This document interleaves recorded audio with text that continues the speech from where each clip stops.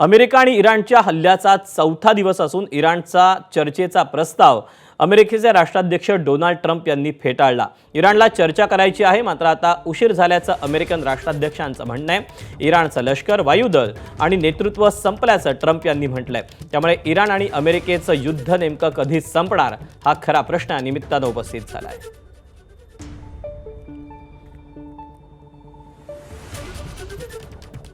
इराणचे सर्वोच्च नेते खामेनींच्या मृत्यूनं संतापलेल्या इराणनं इस्रायल विरुद्ध आक्रमक भूमिका घेतली आहे। इराणनं आता थेट इस्रायलचे पंतप्रधान नेतन्याहूंना धमकी देत ते कुठे बैठका घेतात याची माहिती असल्याचा दावा केला। याआधी काल इराणी क्षेपणास्त्रांनी इस्रायली पंतप्रधानांचं कार्यालय टार्गेट केल्याचा दावा केला होता।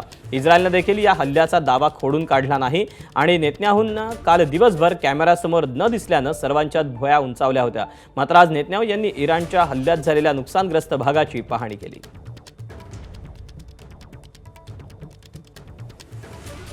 भारतापासून जवळपास 3000 किलोमीटरवर सुरू असलेल्या युद्धाचा फटका थेट भारतालाही बसतोय।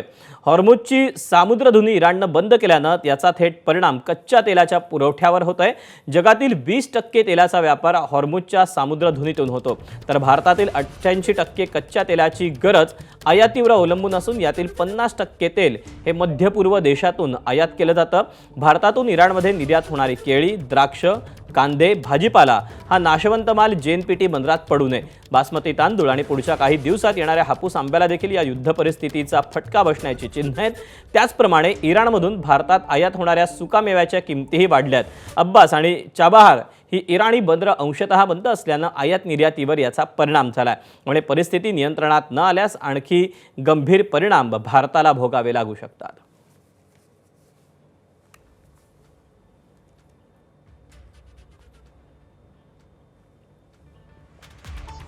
कच्च्या तेलाची पुरवठा साखळी विस्कळीत झाली तर भारतावर याचा कसा नेमका परिणाम होऊ शकतो तो आपण जाणून घेऊया। भारताकडून दररोज तब्बल 85% कच्च्या तेलाची आयात होते। Russia, Iraq, Saudi Arabia, UAE, America हे भारताचे प्रमुख तेल पुरवठादार आहेत। तेल खरेदीसाठी भारताकडून अमेरिकन डॉलरचा सर्वाधिक उपयोग होतो। तेलाचे दर वाढल्यास भारताच्या अर्थव्यवस्थेवर थेट परिणाम होणार आहे। हे दर $1 वाढले तरी सुमारे 15,000 कोटी अतिरिक्त खर्च येईल। कच्च्या तेलाच्या आयातीतील अर्ध्याहून अधिक हिस्सा पश्चिम आशियातून येतो।